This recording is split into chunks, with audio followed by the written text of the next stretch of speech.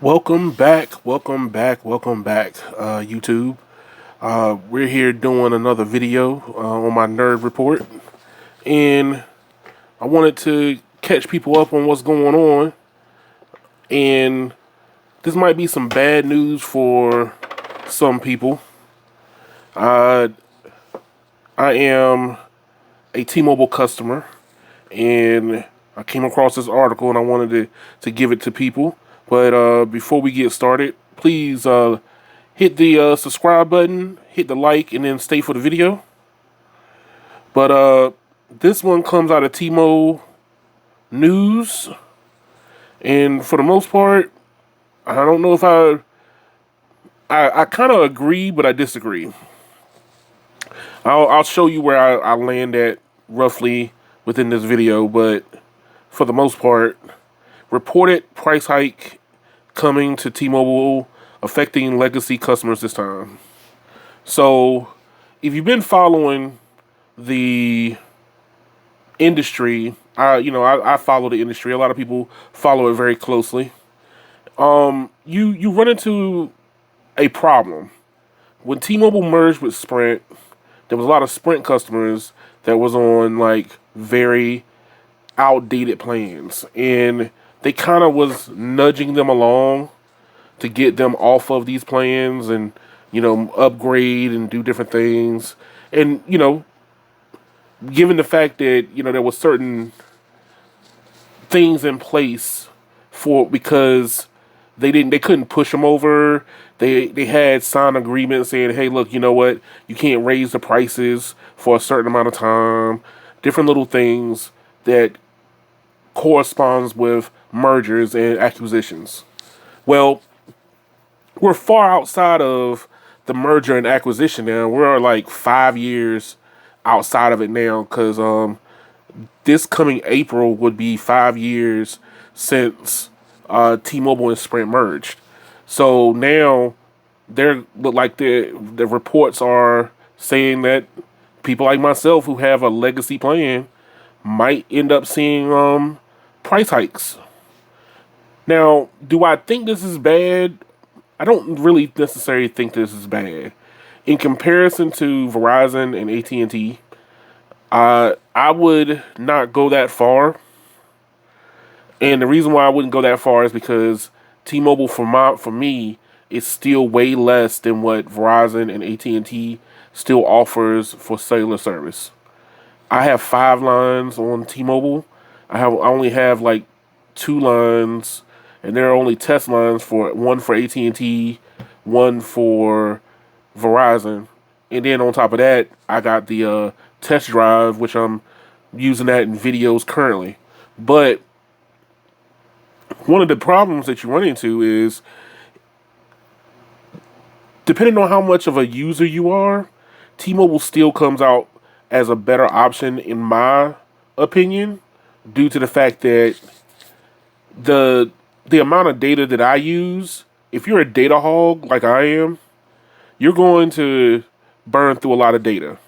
And Verizon, AT&T, as good as even Verizon's network is, they inherently don't like you using a lot of data on their networks.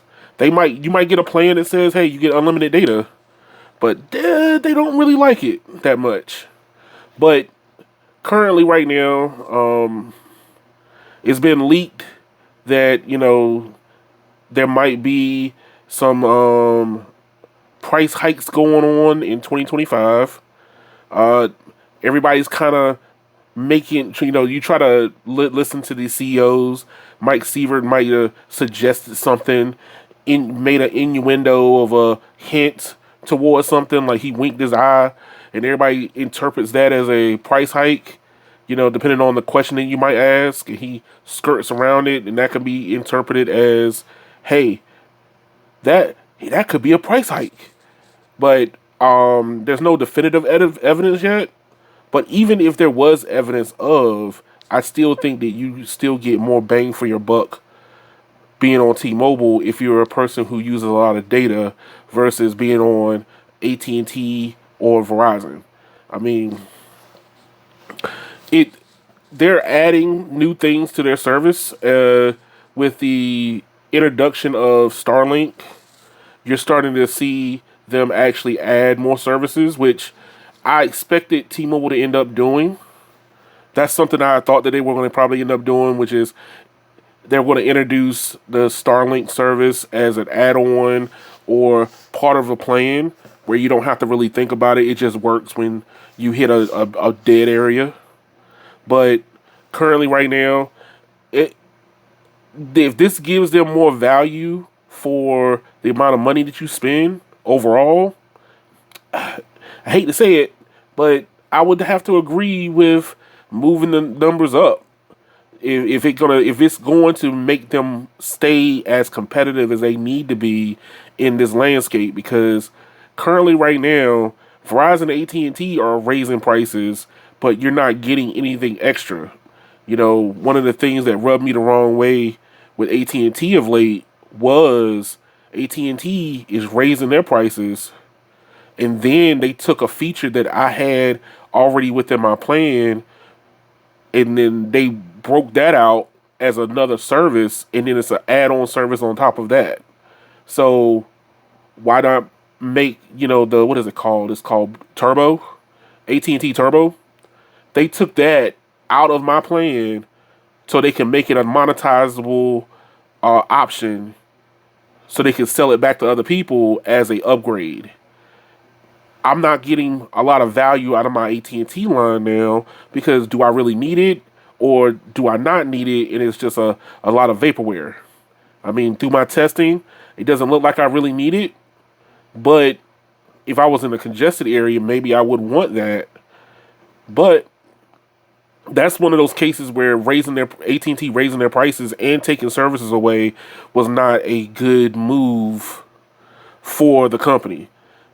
T-Mobile, on the other hand, if they're raising their rates on legacy customers like myself, but I can get, like, what is it called, the Starlink service included on my plan, I think that that's a great trade-off. That's just of my own opinion. But let me know what you might think. I'm curious to see how your thinking compares to mine's. Leave it in the comment below. Like, share, and subscribe to the video also. That way we can push it out to more people. But let me know what you think. And y'all have a good one.